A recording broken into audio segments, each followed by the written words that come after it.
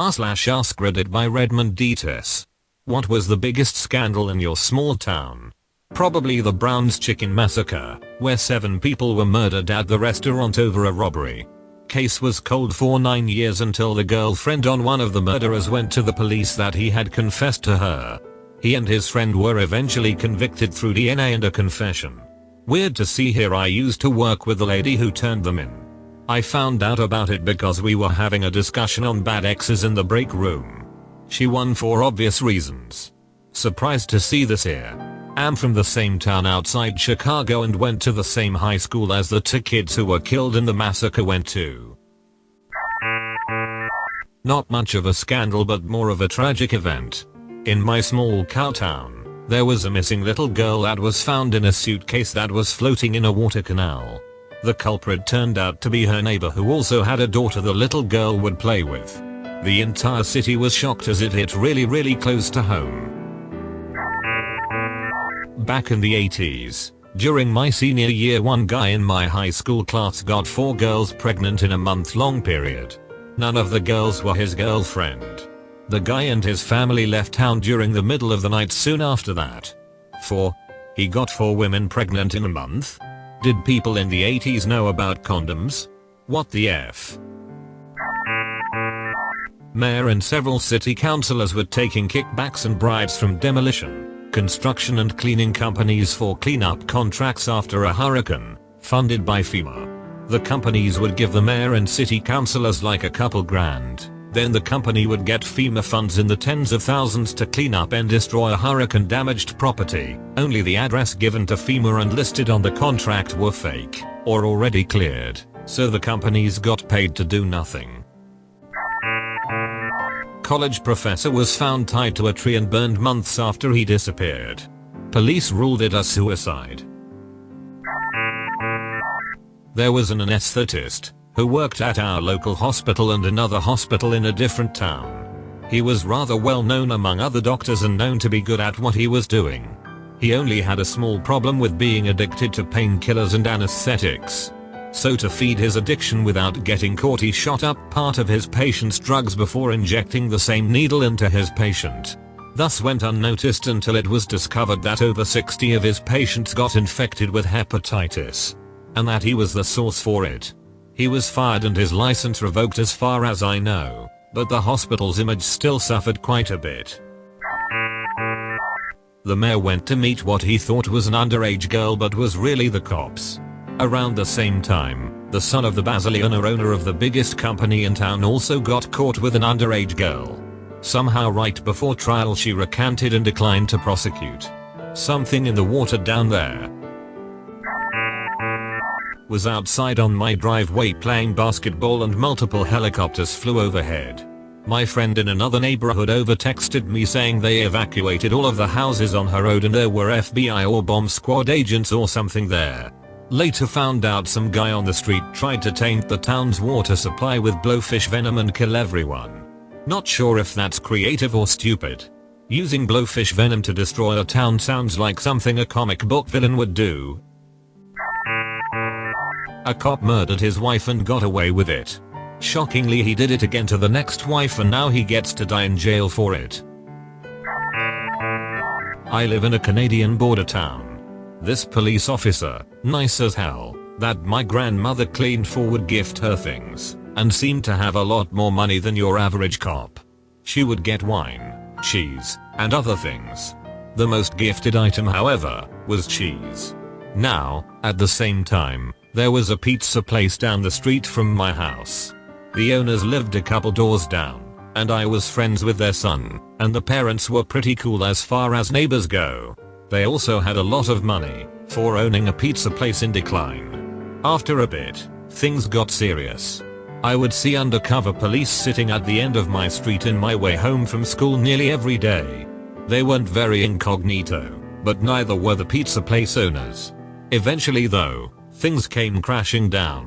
A whole bunch of cops and restaurant owners were taken to jail in the largest cheese bust the town has ever known. That's right.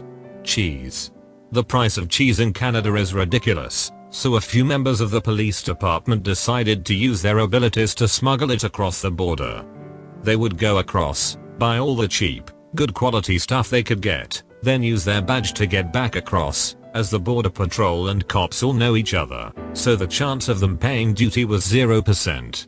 Anyways, that was the big scandal in the town. You can probably look it up if you search for cheese smugglers, or cheese scandal. This was honestly refreshing after reading so many other comments. A group of zebras escaped a local, legal habitat and have been roaming the suburbs. It's been weeks and they still haven't been caught. So many of these are teacher rapes student or parent kills child or something horrible, and then we've got group of zebras escaped. Thank you for this one. We had some kids arrested with guns and a hit list on their way to school. This was 6 months before Columbine.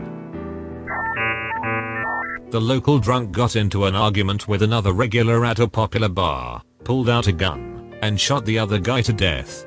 But that's not the scandal. The guy who died was apparently really nice and well liked in the community. The others in the bar were able to disarm and restrain the assailant until the police arrived. When the sheriff got there, he just said, "Looks like you will need a few more minutes with him. I'll come back later." So everyone in the bar grabbed what they could find and ended up beating the shooter to death. The sheriff reported it as self-defense and the security tapes disappeared. But the bar was crowded, so the real story got out. There were a few attempts to reopen the case or charge the sheriff and some of the bar patrons, but they were all squashed pretty quickly. The really interesting detail, in my opinion, is that there were some pretty strong rumors that the drunk had been sleeping with the wife of the man he killed and that he'd been attacked first. So the original shooting may have been in self-defense. But because there was no camera footage and all the witnesses were involved in killing the drunk, there's no way of knowing the truth. My home county had a few historic covered bridges. They were quite the pride and joy of the area. Somebody burned one down. Somebody else saw 3 young men do the deed. Now we all knew it was a trio of kids on my class. Like most schools, we had cliques, 2 of which were the preps and the burnouts. The bridge burners were preps. One's dad was the county judge. One's mom was the primary real estate agent in town. This posed a dilemma. So the parents of the preps, including the judge, hatched a little plan. They gave 3 burnouts in my class $10,000 each, mid-1980s, and the promise of a light sentence of 6 months probation if they would plead guilty and take the fall. The burnouts agreed and took their money. The judge figured if the burnouts didn't hold up their end, he would make sure they found guilty anyway. So they showed up in court in front of the preps judge dad. They not only didn't plead guilty, they had a speeding ticket dated the same day and time as the time the bridge burned. But the speeding ticket was for 70 miles away. And since all 3 were minors, all 3 were named in the ticket report. The judge had no choice but to dismiss the case. And the parents of the preps weren't even mad because that was enough of an excuse to effectively end the whole investigation. Nobody got in trouble for it. It all just went away. The bridge was rebuilt, the placard was changed to say replica of a historic bridge, and for $10,000 those precious little boys didn't get a black mark in their records. The parents were playing checkers but the burnouts were playing chess. A guy brought a baggie of grass to the police department, saying he had bought it off of the teens hanging around at the downtown park. He wanted them to shut down the drug dealing. The police politely informed him that it was grass, as in lawn clippings. Such was the big scandal in our small town. A local chemical manufacturer's mixing plant blew up and gassed the whole town. Everything was fine, just horrendously stinky, but it drew up a lot of controversy over their safety protocols. The company never built the plant, instead selling it to the city, which I'm pretty sure became a fireman training site, so all good in the end. High school kid caught drinking and driving. Local cop pulled him over, told him go home, so he did. Got some more beer from the fridge and went back to drinking and driving. Hit a disabled, wheelchair-bound neighbor, who later died of his injuries. Kid was arrested and charged with manslaughter. Parents bailed him out of jail to await trial. Kid committed suicide. I live in a small Russian city named Nalchik. In 2005, we were attacked by terrorists. Mobile groups of terrorists of 5-6 people, with a total number of about 200 people, armed with various small arms, including RPG-7 and RD-10 in cars from 2 directions. There are the first shootings between police officers and militants on the outskirts of the city. 14 civilians and 35 police officers and law enforcement agencies were killed. More than 240 people were injured, including 129 law enforcement officers. I was 5 months old then, and the stories of my parents are very surprising because now our city is very quiet and almost nothing happens. 2 guys drove home extremely drunk from a bar in a pickup truck. The driver woke up the next morning in blood-spattered clothes. He had driven off the road and hit a wire holding up a telephone pole, decapitating his friend who had his head out the window. He didn't realize he had done it until he saw his friend's body, sun head, in the passenger seat the next morning. A serial pooper. Yes, you read it right, a serial pooper. So, a few years ago the news media started reporting about this strange incident in my hometown. Somebody is pooping in the pools in our local swimming hall, and it didn't happen once, not even twice, but at least 3 times in the same pool, but in 3 different occasions. The swimming hall had to close its doors for around 6 hours after each case. The perp eventually got caught. Welcome to northern Finland. There was a serial pooper here in America. The person would take a dump on the 50-yard line of a school's American football field. The person was eventually caught, the principal of an opposing high school.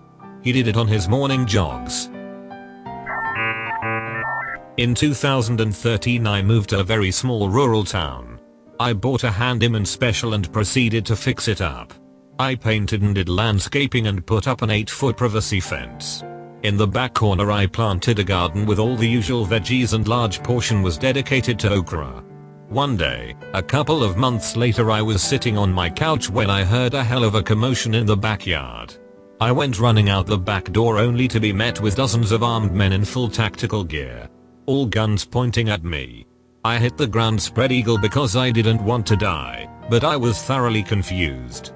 As I lie there with my face in the dirt, I heard an uproar of laughter coming from the back corner where my garden is located. It seems the local Leos took it upon themselves to call in the D for a huge marijuana crop on my property. Turned out some nosy busybody had reported seeing marijuana in my garden and turned me in. To this day the cops in this town have not lived down the day they called in the DEA to bust me for my okra crop. It cost this little town $10,000 and was in the local paper for wasting all that money because they didn't just knock on my door and ask to see my garden. That's all folks. Thank you for watching. Have a nice evening. Kitos.